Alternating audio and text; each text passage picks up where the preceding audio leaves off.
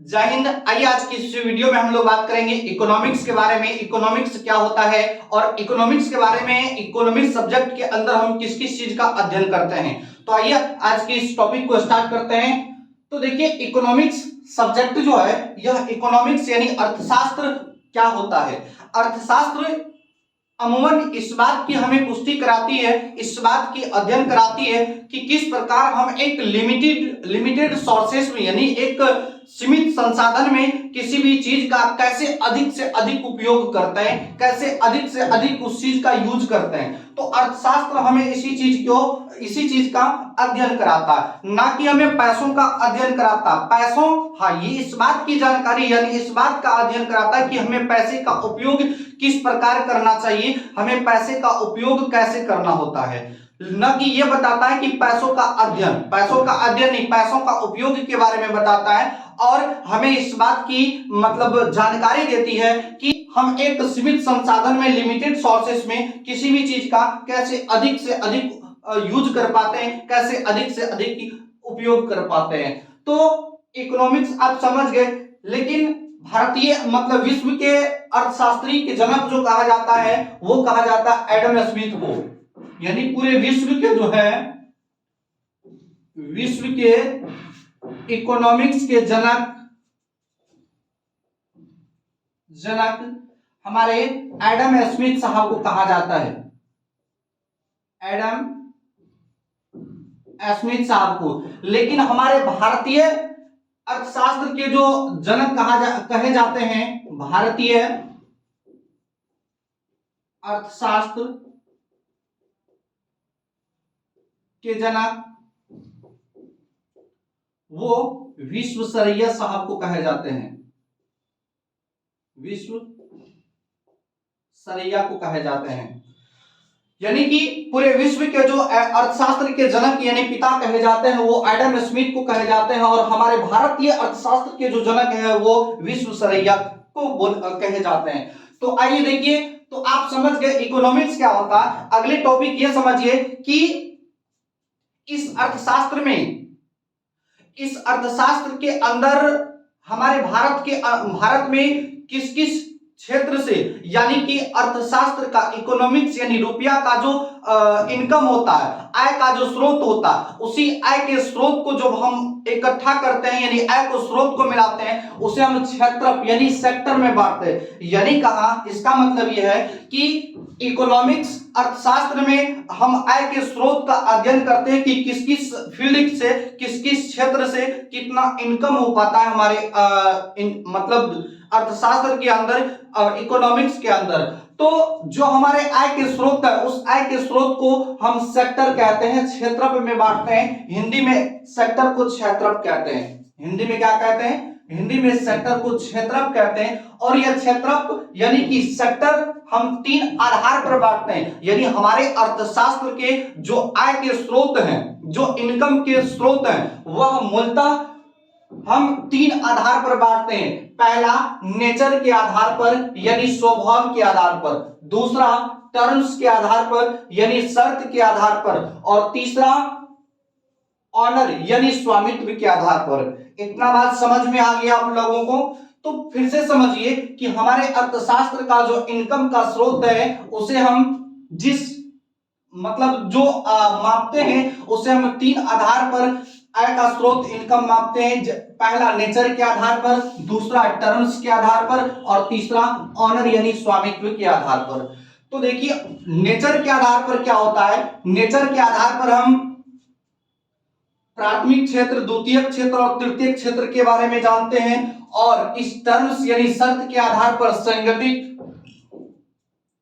और असंगठित के बारे में जानते हैं, और ऑनर यानी स्वामित्व के अंदर हम कोई भी सेक्टर यानी प्राइवेट है या गवर्नमेंट है, उस चीज के बारे में हम इसमें बात करते हैं, ऑनर में यानी स्वामित्व में बात करते हैं। तो आइए सबसे पहले हम बात करते हैं कि इस नेचर के अंदर जो तीन सेक्टर होता है, एक प्राथमिक सेक्टर, एक द्वितीयक सेक्टर और तृतीयक सेक्टर। यानी इंग्लिश में अगर बोले तो प्राइमरी सेक्टर, सेकेंडरी सेक्टर और टर्शियरी सेक्टर।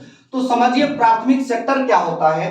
कि प्राथमिक सेक्टर ये होता है जब आय का स्रोत यानी जब इनकम का स्रोत सीधा सीधा नेचर से जुड़ा हो यानी प्रकृति से जुड़ा हो, यानी जो गॉड अगर कहा जाए तो एक तरफ से गॉड गिफ्ट।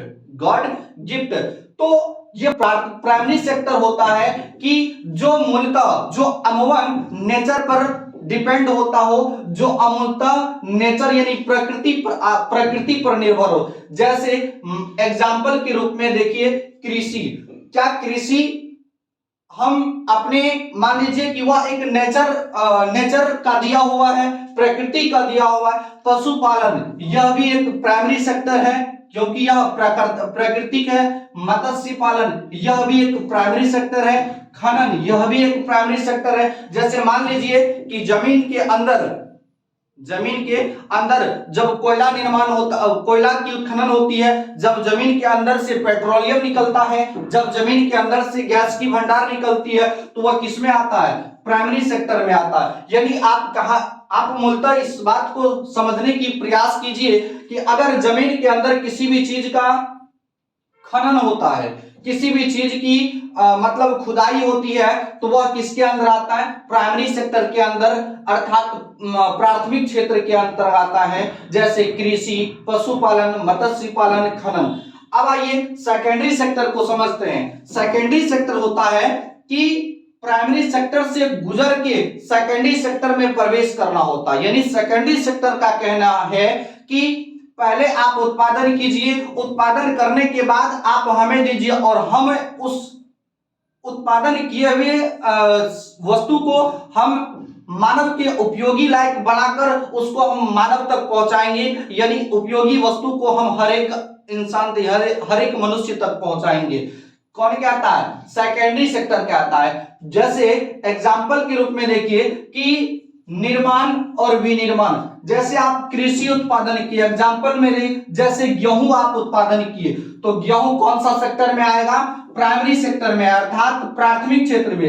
लेकिन अगर इसी गेहूं को अगर हम मशीन में, जैसे आपने लोग रोटी खाते हैं, ब्रेड खाते हैं, तो हम क्या करते हैं? ऐसा तो नहीं है कि जैसे गेहूं निकाले और डायरेक्ट हम खाना के रूप में खा लेते हैं। सबसे पहले उसे मशीन में जाकर पिसाई करवाते हैं। क्या कराते हैं? पिसाई कराते हैं। तो जो आप गेहूं का उत्पादन किए खेत में, वह आपका हो गया प्राइमरी सेक्टर यानी प्राथमिक क्षेत्र। लेकिन उसी गेहूं को जब आप मशीन में लाकर निर्माण करते हैं, यानी मतलब पिसाई करते हैं, तो वह आ जाता है द्वितीयक सेक्टर यानी सेकेंडरी सेक्टर में। और अगर किसी चीज का विनिर्माण होता, अगर कोई चीज प्राइमरी सेक्टर में टूटा फूटा हुआ है, तो उसे आप सेकेंडरी सेक्टर में ले जाकर के पुनः उस चीज का विनिर्माण करा सकते हैं। तो वो विनिर्माण की जो मतलब व्यवस्था है, यह आपको सेकेंडरी सेक्टर में ही है। उसके बाद मशीन, जैसे हम आपको बताएं, जैसे आप किसी भी चीज का उत्पादन किए, उत्पादन करने के बाद जैसे आप मक्का का उत्पादन किए, मक्का आप बहुत सारी देखे सुने होंगे कि मक्का जो होता है, जैसे ये चिप्स वगैरह जो आता है बहुत सारी पैकेट में, छोटे छोटे पॉकेट में, ये अमूमन मक्के के ही बने होते हैं। तो जैसे ये मक्का बना मतलब आप मक्का का उत्पादन करते हैं, तो यह आता है एक प्राइमरी सेक्टर में। लेकिन इसी मक्का को एक मशीन के माध्यम से या फैक्ट्री में अगर उस मक्का को थोड़ा सा मतलब मिक्सर करके, अगर मिक्सअप करके हम उसे थोड़ा सा टेस्टिंग बनाते हैं, कहां? मशीन में या फैक्ट्री में बनाते हैं, तो वह क्या हो जाता है? वह सेकेंडरी सेक्टर यानी द्वितीयक क्षेत्र में आ जाता है। जैसे गन्ना, मान लीजिए ये गन्ना, आप गन्ना का खेती किए, तो गन्ना किस सेक्टर में आएगा? गन्ना समझते हैं ना? गन्ना का खेती किया, वह गन्ना किस सेक्टर में आएगा? प्राइमरी सेक्टर में। लेकिन अगर वही गन्ना को अगर आप मशीन में ले जाकर उसका जूस बना दिए, तो वो किस में आएगा? सेकेंडरी सेक्टर में, अर्थात द्वितीयक क्षेत्र में। तो आप प्राइमरी सेक्टर और सेकेंडरी सेक्टर को अच्छे से समझ पाए। देखिए फिर से समझिए, प्राइमरी सेक्टर क्या होता है कि जो अमूमन प्रकृति पर डिपेंड होता है, जो प्रकृति यानी नेचर पर निर्भर होता है। जैसे कृषि, पशुपालन, मत्स्य पालन, खनन। हम आपको बताएं कि अगर आपके घर में, मान लीजिए आपके घर में कोयला का उत्खनन हुआ, तो वो किसका? सरकार का। आपके घर के अंदर गैस का पेट्रोलियम मिल गया, गैस का खदान मिल गया, वो किसका? सरकार का। आपके अंदर मतलब किसी भी चीज का कोयला मिल गया, अंदर कोयला का उद्योग मतलब कोयला मिल गया तो वह किसका? सरकार का। लेकिन अगर आपके घर के अंदर खतरनाक वस्तु मिला तो वो आपका। तो अमूमन इस बात की जानकारी होती है कि खनन जो है वो एक प्राइमरी सेक्टर में आता है, वह प्राथमिक क्षेत्र में आता है। लेकिन सेकेंडरी सेक्टर कहता है कि आप प्राइमरी सेक्टर के तहत आप किसी भी वस्तु का उत्पादन कीजिए और उत्पादन करने के बाद हमें दीजिए और हम उस उत्पादित वस्तु को थोड़ा सा अपडेट करके मानव के उपयोगी लायक बनाकर, वस्तु के मतलब मनुष्य के उपयोगी लायक बनाकर हम उसे मानव तक पहुंचाएंगे। तो यह सेकेंडरी सेक्टर कहता है। जैसे समझ गए आपको, निर्माण किसी भी चीज का, विनिर्माण मतलब पुनः निर्माण, मशीन, फैक्ट्री, गन्ना। तो आप प्राइमरी और सेकेंडरी सेक्टर को समझ पाए।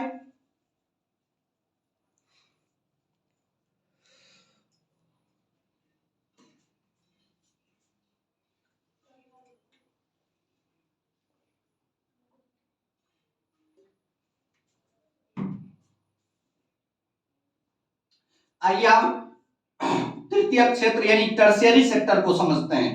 टर्शियरी सेक्टर क्या होता है? देखिए बहुत ही डिफिकल्ट होता है, इसको अच्छा से समझिए। डिफिकल्ट ये ऐसे होता है कि टर्शियरी सेक्टर कहता है कि यह प्राथमिक क्षेत्र, प्राइमरी सेक्टर और सेकेंडरी सेक्टर का जो बिक्री होता है ना, यानी जो बेचने का काम होता है, वही होता है तृतीय क्षेत्र में यानी टर्शियरी सेक्टर में। समझ गए? प्राइमरी सेक्टर और सेकेंडरी सेक्टर का जो बेचने का काम होता है, जो बिक्री का काम होता है, वही होता है टर्शियरी सेक्टर में। किसमें? टर्शियरी सेक्टर में यानी तृतीय क्षेत्र में। जैसे आप इस बात को समझिए, जैसे आप अपने खेत में गेहूं का उत्पादन किए तो वह किस सेक्टर में आ गया? प्राइमरी सेक्टर में। चलिए, गेहूं का उत्पादन करने के बाद अगर आप समझिए गेहूं उत्पादन करने के बाद उसको कहीं ना कहीं बेचते हैं, तो बेचने के बाद वह क्या होता है कि कहीं ना कहीं किसी फैक्ट्री में जाकर उसका बिस्किट बनता है या बहुत सारी मतलब वस्तुएं बनती है, निर्माण होता है, विनिर्माण, तो यह सेकेंडरी सेक्टर में आएगा। लेकिन टर्शियरी सेक्टर क्या कहता है कि प्राइमरी सेक्टर और द्वितीय सेक्टर का जो में बेचने का काम होता है, इन दोनों को बेचने का काम करता है, प्राइमरी सेक्टर को भी और द्वितीय सेक्टर को भी। कैसे बेचने का काम करता है समझिए। जैसे आप गेहूं उत्पादन किए, गेहूं उत्पादन करने के बाद होता क्या है कि अमूमन गांव में तो कोई फैक्ट्री लगी नहीं होती है, गांव में कोई उद्योग लगा नहीं होता है, तो गांव में उत्पादित करके हम चावल को या गेहूं को उत्पादन करने के बाद हम उस उद्योग तक जो पहुंचाते हैं, उसको उद्योग तक पहुंचाने यानी इन दोनों के जो बीच की एक मतलब साधन होना चाहिए, वह बहुत ही जरूरी होता है, बहुत ही इंपॉर्टेंट होता है। अगर हम मान लीजिए कि यह गेहूं है और यहां से 50 किलोमीटर दूर उद्योग है, फैक्ट्रीज है, तो हम उत्पादित कर लिए गांव में, अगर हमारे पास वहां तक फैक्ट्री तक पहुंचाने के लिए हमारे पास कोई साधन नहीं है, तो उसका इफेक्ट दोनों सेक्टर पे पड़ता है, एक प्राइमरी सेक्टर पे भी और सेकेंडरी सेक्टर पे भी। प्राइमरी सेक्टर पे इस प्रकार इफेक्ट पड़ता है कि प्राइमरी सेक्टर को बहुत ही प्रॉब्लम होगा वहां तक बेचने में, ले जाने में, उसको सर पे ढो के ले जाना पड़ेगा या साइकिल पे ले जाना पड़ेगा, तो इतना सारी बहुत सारी मतलब फसल तो इससे संभव नहीं हो पाएगा। लेकिन और सेकेंडरी सेक्टर पर क्या इफेक्ट पड़ेगा कि उसके पास जब उत्पादित वस्तु नहीं जाएंगे तो वह किसी चीज का निर्माण नहीं कर पाएगा, ना ही विनिर्माण कर पाएगा, तो इसका इफेक्ट दोनों पे पड़ेगा। तो अमूमन इस उत्पादित वस्तु और उस उद्योग के बीच यानी उत्पादित वस्तु को उस उद्योग तक पहुंचाने के लिए जो संसाधन है उसको यहां से वहां तक ले जाने के लिए जो जरूरी पड़ता है, मान लीजिए किसी गाड़ी की जरूरी पड़ेगा, मतलब कोई वाहन का जरूरत पड़ेगा, तो आप साफ साफ कह सकते हैं जो परिवहन है, परिवहन मतलब परिवहन एक स्थान से दूसरे स्थान तक ले जाने का काम करता है, तो परिवहन का जरूरी पड़ेगा, परिवहन का इंपोर्टेंस होता है किस सेक्टर में, तो परिवहन का जो इंपोर्टेंस होता है यही हमारा है तृतीयक सेक्टर यानी टर्शियरी सेक्टर। समझ गए? यानी कहने का मतलब हुआ कि प्राथमिक ये तृतीयक क्षेत्र जो होता है टर्शियरी सेक्टर, यह टर्शियरी सेक्टर ना ही किसी चीज की उत्पादित करता है, ना ही किसी चीज का निर्माण करता है, और ना ही किसी चीज का विनिर्माण करता है। यह केवल और केवल इन दोनों का हेल्प करता है, इन दोनों की मदद करता है, इन दोनों की सहयोग करता है। समझ में आया आपको? फिर से समझिए कि टर्शियरी सेक्टर मूल्यतः ना तो किसी चीज की उत्पादन करता है और ना ही किसी चीज का निर्माण करता है, ना ही विनिर्माण करता है। केवल और केवल वह क्या करता है कि यह दोनों प्राइमरी सेक्टर का भी और द्वितीय सेक्टर का भी सहयोग करता है, मदद करता है। तो अभी आप समझ गए ना मदद कैसे करता है, कि जैसे आप गेहूं फसल उत्पादन कर लिए, फसल उत्पादन करने के बाद उद्योग तक आपको पहुंचाना होता है, तो इन दोनों के बीच में जो साधन यानी पहुंचाने का काम होता है वह हम परिवहन का सहारा लेकर ही कर पाते हैं। चलिए, यहाँ परिवहन जैसे मान लीजिए हम गेहूं तक, मान लीजिए हम किसी भी वस्तु को, किसी भी फसल को एक ट्रक के माध्यम से हम वहां तक उद्योग को पहुंचाने का काम कर रहे हैं, तो मान लीजिए परिवहन, इस आधार पर परिवहन क्या हो गया, एक टर्शियरी सेक्टर हो गया। मान लीजिए ट्रक चला, चलते चलते चलते चलते क्या हुआ, रास्ता में एक्सीडेंट हो गया, रास्ते में क्या हो गया, एक्सीडेंट हो गया, मतलब वो एक्सीडेंट कर गया। तो जब ये एक्सीडेंट हो गया तो आप समझे होंगे कि जब कोई सामाजिक तौर पर या सामूहिक तौर पर किसी भी चीज की खतरा होती है, कोई भी चीज होता है, तो सबसे पहले वहां पुलिस पहुंचती है। कौन पहुंचती है? पुलिस पहुंचती है।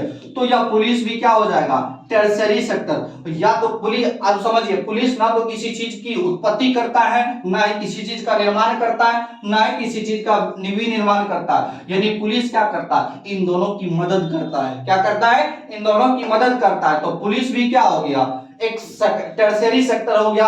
तो जब ये पुलिस आएगी तो मान लीजिए कि यहाँ ट्रक से वस्तु ले जा रहा था, रास्ते में एक्सीडेंट कर गया, एक्सीडेंट करने के बाद वहां पर पुलिस आई। क्या आई?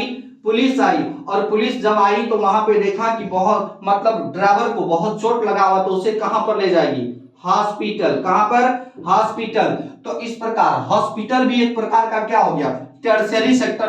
अब समझिए, हॉस्पिटल में ना तो दवाई का निर्माण होता है, ना उत्पत्ति होता है, यह हॉस्पिटल में केवल सेवाएं होती है, यानी बीमारियों का इलाज होता है। समझ गए ना? तो इस प्रकार हॉस्पिटल भी क्या हो गया, टर्शियरी सेक्टर। उसी प्रकार मान लीजिए हॉस्पिटल में गया, हॉस्पिटल में उसका बिल बना, बिल बनने के बाद वह क्या करता है कि पैसा मंगाता है। तो पैसा मंगाने से मतलब उसके पास पैसा नहीं है, मान लीजिए पैसा उसके पास बहुत कम है और बिल बना 10,000 का। कितना का?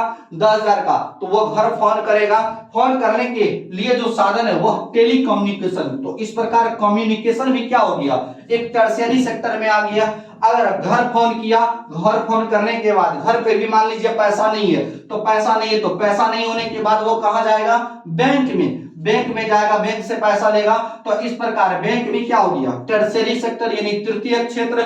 जब बैंक से पैसा लिया तो अब आप एक बात को समझिए, जब आप बैंक में नौकरी करते हैं, जब आप कम्युनिकेशन में नौकरी करते हैं, जब आप हॉस्टल में या पुलिस में हो या परिवहन हो, इन सब में जब आप जाना चाहते हैं तो आपके लिए जो क्या जरूरी है, शिक्षा यानी एजुकेशन।